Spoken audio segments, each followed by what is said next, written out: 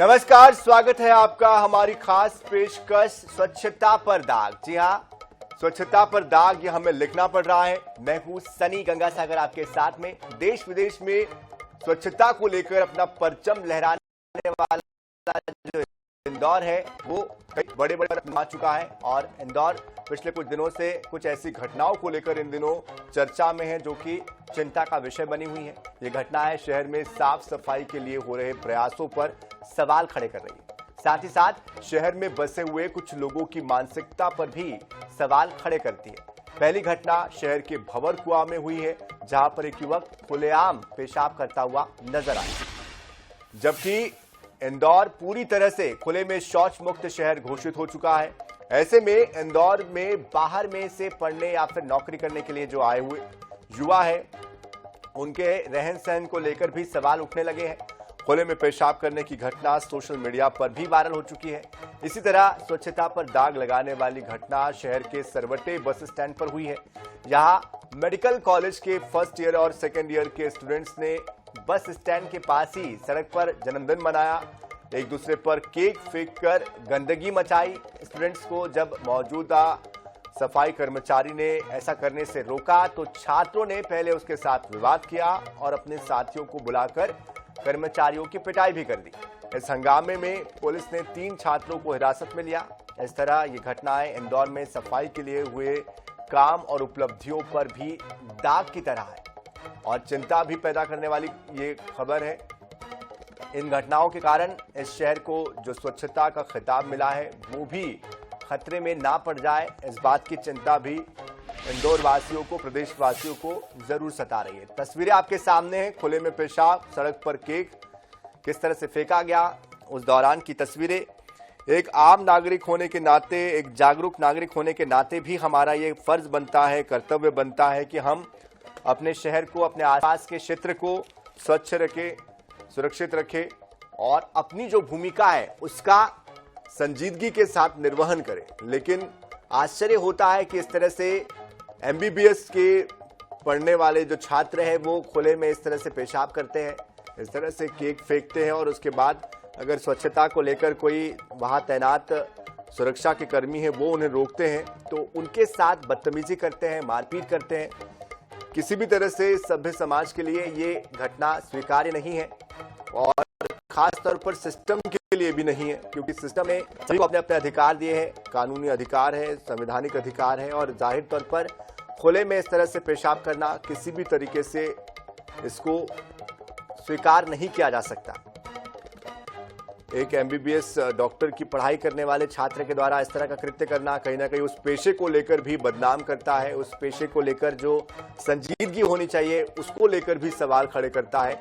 साथ ही साथ बतौर एक भारतीय नागरिक या शहर के रहवासी होने के नाते भी इस तरह से केक एक दूसरे पर फेंकना या इस तरह से वहां तैनात लोगों से बदतमीजी करना, ये भी कहीं ना कहीं आपके पारिवारिक तौर पर जो आपको संस्कार मिलते हैं उसको लेकर भी सवाल खड़ा करता है और साथ ही साथ आपके आसपास के परिवेश को लेकर भी जो आपकी व्यवहारशीलता है उसको लेकर भी सवाल खड़ा करता है। महेश मिश्रा हमारे साथी इंदौर संवाददाता हमारे साथ जुड़ चुके हैं। महेश, बेहद दुर्भाग्यजनक ये तस्वीरें हैं। एक तरफ इंदौर का परचम देश दुनिया में लहरा रहा है स्वच्छता के लिए और दूसरी तरफ पढ़े लिखे लोग इस तरह की हरकत कर रहे हैं।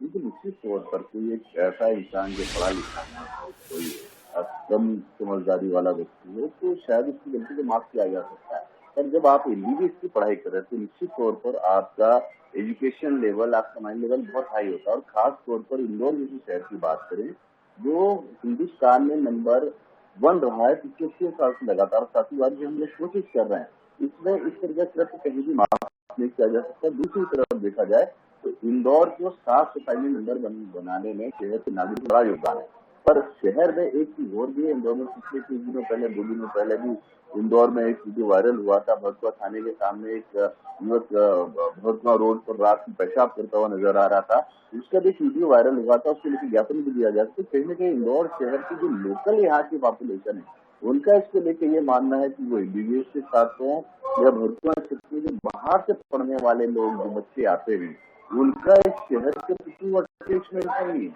उनका शहर के प्रति वो डिवोशन नहीं, तो शहर कहीं ना कहीं बहुत दुर्भाग्यपूर्ण। और इसके बाद में एमबीबीएस के छात्र हैं, आप डॉक्टर हैं, आप यहाँ पे बंदगी करते हो और एक सफाई मित्र, देखिए इंदौर में हम सफाई मित्र कहते हैं, सफाई कर्मी नहीं कहते, इन्हें बड़ा मान सम्मान दिया जाता है, उसके आंसू पर बताया जाता है। वो अपनी ड्यूटी कर रहा है, दिन रात उस लड़के को साफ कर रहा है और आप वहाँ पे गंदगी फैला रहे हैं, वो आपको रोकने के लिए आता है तो आप उसके साथ मारपीट करते हैं, उसको इस तरीके से मारते हैं, उसके सिर में टाके आते हैं।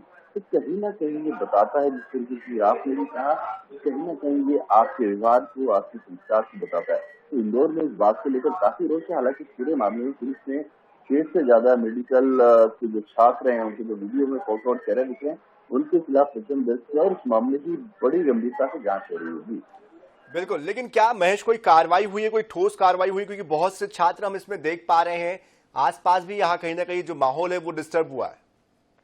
बिल्कुल, इंदौर का जिस इलाके में जिस करोटे पे ये घटना हुई है, वहाँ पे शहर का रविवार का दिन था, बड़ी तादाद में शहरवासी अपने घरों से निकल के खाना खाने जाते, परिवार के सहित जाते, लोग परेशान हुए इस पूरी घटना से। उसके बाद में जो वीडियो सामने आया, इस वीडियो में किसी कोई ऐसे भी छात्र हैं, एमबीबीएस के सारे छात्र इसमें दोषी नहीं, कुछ छात्र ऐसे भी इसके अंदर इस पूरी घटना का रोकने की कोशिश कर रहे थे।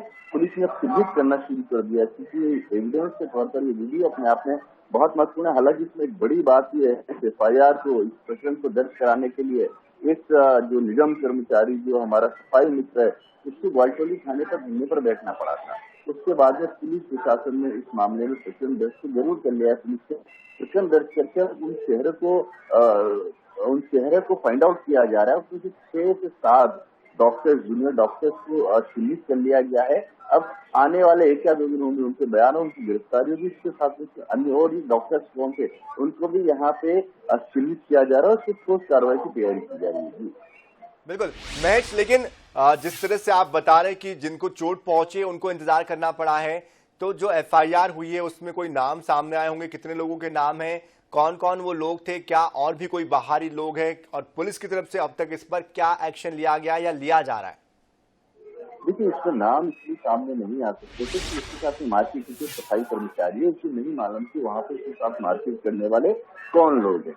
उसे इतना मालूम था कि एमबीबीएस के छात्र यहाँ पे पार्टी बनाने आ रहे हैं और ये पार्टी के दौरान इस तरह की हरकतें कर रहे हैं, उसने रोकने की कोशिश की। उसके बाद में इस तरह को मारपीट हुई, वो चले गए। मारपीट करने वाले की तादाद में ज्यादा थे, ये कम लोग थे, इनकी पिटाई हुई, इनको मारा गया, फिर छोड़ा गया। ये थाने पहुंचते हैं, देर रात में सिटी ग्वालटोली थाने पहुंचते हैं, वहाँ पे इनको टरका दिया जाता है। जो आमतौर पर पुलिस का एक तरीका होता है कि जब तक कोई नाम नहीं है उन्हें वापस भेज दिया जाता है। सुबह जब ये धरने पर भेजते हैं और पुलिस इसमें सक्रिय होती है, तो जब इनके द्वारा, इनके साथी के द्वारा लिया गया वीडियो जब इनके सामने आता है, तो उसके बाद पुलिस सक्रिय होती है, सीसीटीवी कैमरे खंगाले जाते। अन्य लोग कोई शामिल नहीं थे, उसमें एमबीबीएस के छात्र थे, उनके कुछ साथी थे स्थानीय स्तर पर जो अलग अलग कॉलेजों में पढ़ने वाले थे, दूसरे किसी और कोर्स के स्टूडेंट हो सकते हैं। उनमें से फाइंड आउट किया गया किन्होंने मार्च किया है, किन्होंने मारपीट की है, उनके नाम पते निकाल के तो पुलिस अब एक ठोस नतीजे पे पहुंच गई कि जो हुड़दंगे करने वाले, जो बदमाश करने वाले, जो मारपीट करने वाले एमबीबीएस के छात्र हैं, उन तक पुलिस पहुंची है। उनके चेहरे को करने के बाद में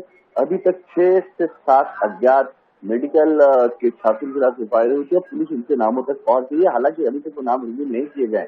आज रात तक संभावना इस मामले में 6 से 7 गिरफ्तारियों की है। जी बिल्कुल महेश, एक महत्वपूर्ण सवाल ये भी कि आसपास के व्यापारी भी प्रभावित हुए हैं, नगर निगम की जो व्यवस्था है वो भी प्रभावित हुई है। तो ऐसे में क्या निगम की तरफ से कोई सर्कुलर जारी किया गया है, व्यापारियों की तरफ से कोई मांग की गई है, और साथ ही साथ जो एमबीबीएस का जो कॉलेज है, क्या उसकी तरफ से भी इन छात्रों को कोई हिदायत दी गई है? देखिए, इसमें निश्चित तौर पर व्यापारी प्रभावित हुए हैं, जिनकी रात में वहाँ पे रेस्टोरेंट में जिनकी दुकानें हैं, वहाँ पे परिवार के लोग फैमिली के साथ खाना खाने आते, तो कहीं ना कहीं भय और डर का माहौल उन्हें जरूर जारी होगा। तो आगे होंगे।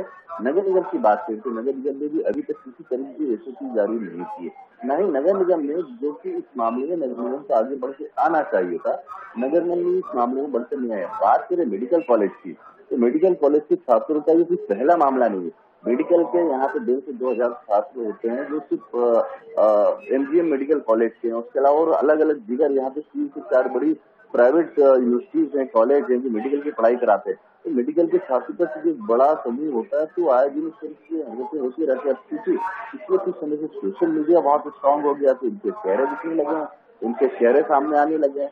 उसके बाद में ये FIR जारी हुई। हालांकि मेडिकल कॉलेज प्रशासन ये हमेशा से कहता है और ये करता भी आया है कि कानूनी तौर पर उन छात्रों को चिन्हित करके उन्हें वार्निंग दी जाती है, उनको अपने व्यवहार को सुधारने के लिए कहा जाता है और उसके बाद में वो नहीं मानते तो उनकी जो प्रक्रिया उसके बाद में टर्मिनेट भी किया जाता है। पर अभी तक तीनों ही, उसमें व्यापारी पक्ष हो, उसमें नगर निगम हो या मेडिकल कॉलेज, उन्होंने अपनी तरफ से आज आगे किसी तरह का कोई सर्कुलर टीचर के विभाग किसी तरह की SOP जारी नहीं की है।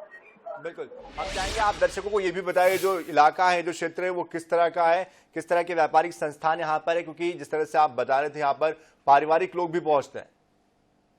देखिए, ये इंदौर का सर्वोच्च इलाका है, जो शहर का सबसे पुराना बस स्टैंड होता है। इंदौर रेलवे स्टेशन जो मेन रेलवे स्टेशन है, उसके सामने का इलाका है, जहाँ पर रात भर खाने की दुकानें चालू थी। यहाँ पे विशुद्ध रूप से सिर्फ और सिर्फ खाने के बड़े बड़े रेस्टोरेंट है, जो शहर के नामी गिरामी रेस्टोरेंट हैं, पुराने, जिनको शहर के पुराने माना जाता है। इसमें नीलकंठ होटल हो या गुरु कपाव, ये सारे इसी इलाके में है।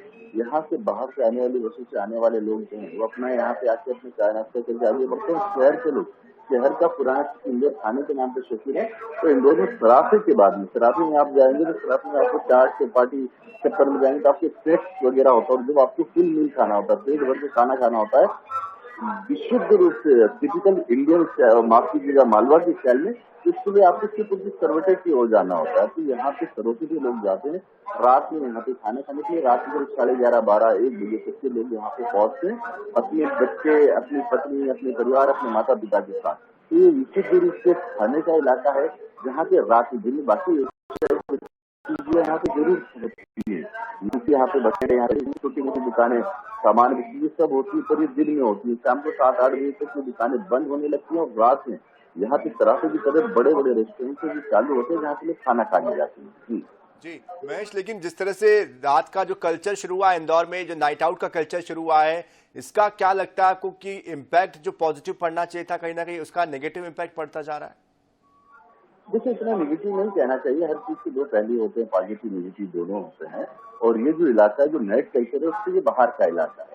इंदौर में बेशक कुछ सालों पहले, माफ कीजिए, कुछ समय पहले इंदौर में नाइट कल्चर के लिए, पूरी रात के लिए पूरे इलाके को ओपन किया गया। वो AB रोड का इलाका है, जो आपका देवास नाके से लेके तो आपका भोरकुआ तक जाता है। वहां से रात में सारी दुकानें चालू रहती है। पर इससे पहले के सालों की बात करें तो इंदौर में कोई नाइट में कोई चीजें बंद नहीं होती थी।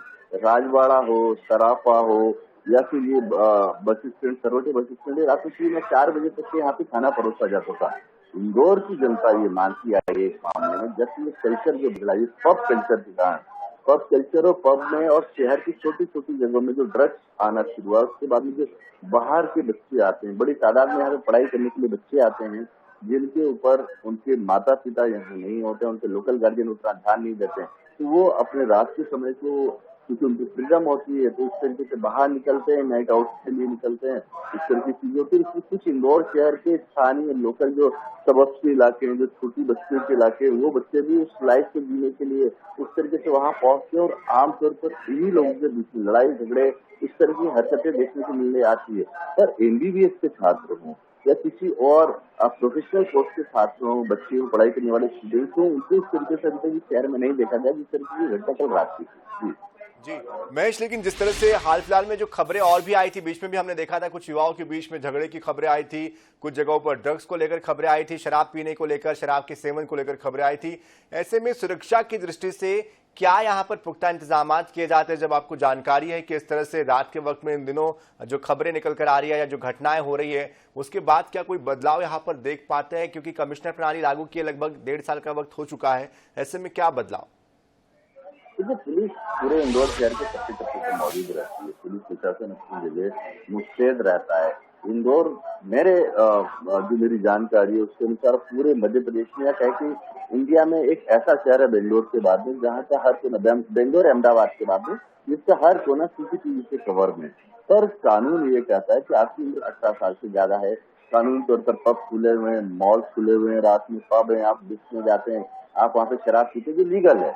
आपकी 18 साल से ज्यादा की उम्र पर आप ज्यादा शराब पी लेते हैं, वहाँ पे चोरी या वहाँ पे जो ड्रग्स ले लेते हैं, उसका जब सड़क पे आते हैं और रात में इस तरीके के मामलों में युवा होते हैं, पढ़ाई लिखाई करने वाले बच्चे होते हैं, युवा लड़कियां होती हैं, तो पुलिस प्रशासन भी कोशिश करता है कि इन चीजों को ज्यादा उनके आने वाले करियर के ऊपर कोई इफेक्ट न पड़े, तो इसलिए ज्यादा उनकी प्रति सख्ती नहीं बरती जाती। पर आपने बहुत ज्यादा शराब पी ली है तो शहर में, इंदौर शहर में रात में शराब पी के गाड़ी चलाना बहुत मुश्किल है। आप गाड़ी नहीं चला सकते, पुलिस वो काम करती है, पुलिस को चालान बनाना वो करती है, पुलिस को जिस तरीके से जहाँ जहाँ रोकना हो जो उनके दायरे में वो करती है। पर जब एक लिमिट से ज्यादा आपके ऊपर कोई कंट्रोल नहीं है, आपने अपनी आपकी 18 साल से ज्यादा की उम्र है, आपने शराब पी ली और आप सबसे हुड़दंग मचा रहे हैं, तो फिर पुलिस इसमें इंटरव्यू करती है। पर हाँ, ठीक है, रात को कैमरा होता है, रात में मोबाइल होता है, इस तरह के वीडियो बहुत आते हैं। शहर को कहीं ना कहीं नाइट कल्चर से इतना नुकसान नहीं हुआ है जितना इन वीडियो के वायरल होने से नुकसान हो रहा है।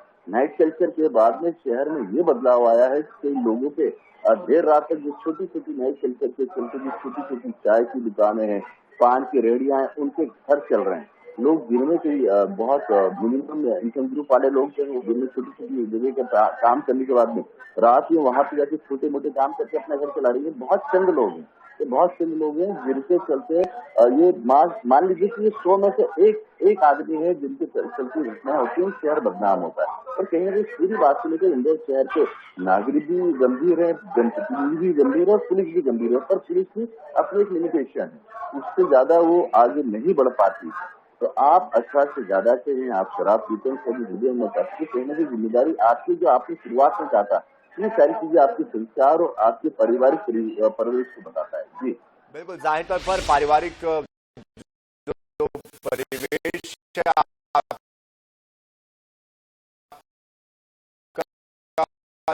जो संस्कार आपको मिले हैं वो भी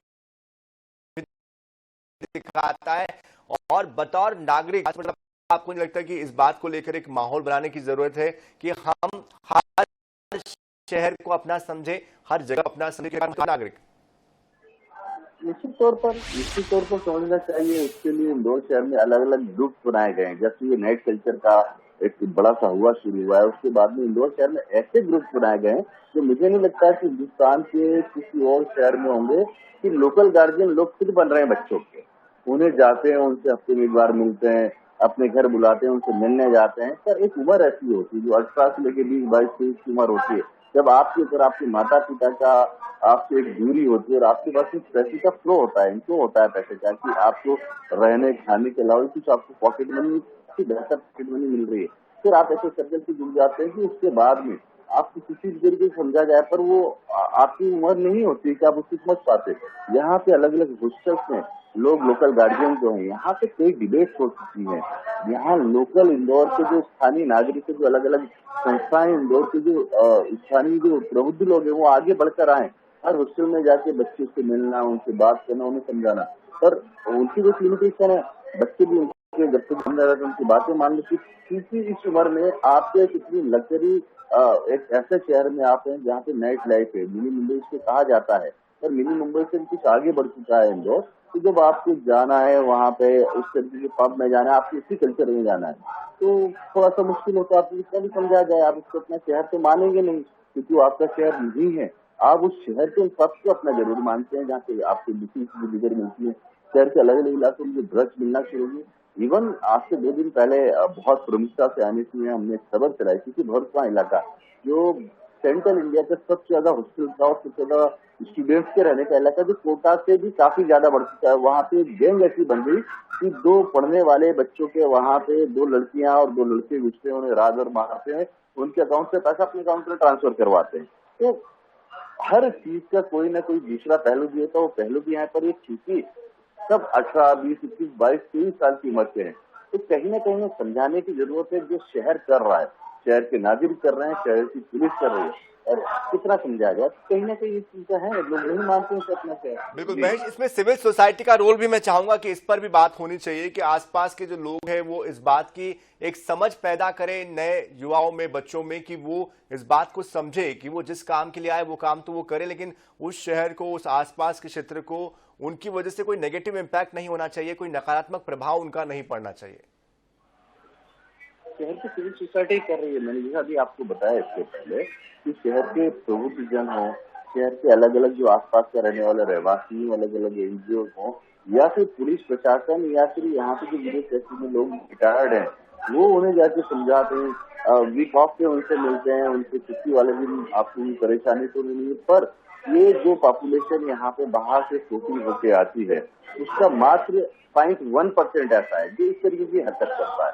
इसके चलते उन सभी को दोष देना गलत है, पर हाँ ये चीजें हो रही हैं, इसे भी हमें मानना होगा। सिविल सोसाइटी की अपनी एक लिमिट होती है, पुलिस की एक लिमिट है, तो अपने लिमिटेशन में सारे काम कर रहे हैं। सबसे बड़ी बात है कि आपको खुद से इस चीज को समझना होगा, इस शहर में जो नाइट कल्चर के नाम पे इस तरह की जो चीजें या जो वीडियो सामने आ रहे हैं, उसके अलावा इस शहर से IAS IPS भी बहुत तादाद में निकल रहे हैं, प्रोफेशनल कोर्सेस में भी बहुत सारे बच्चे यहाँ से निकल रहे हैं। मध्य प्रदेश बल्कि माफ कीजिए हिंदुस्तान का एकमात्र शहर इंदौर है जहाँ पे IIT IIM है, वहां से करोड़ के पैकेज में भी बच्चे निकल रहे हैं।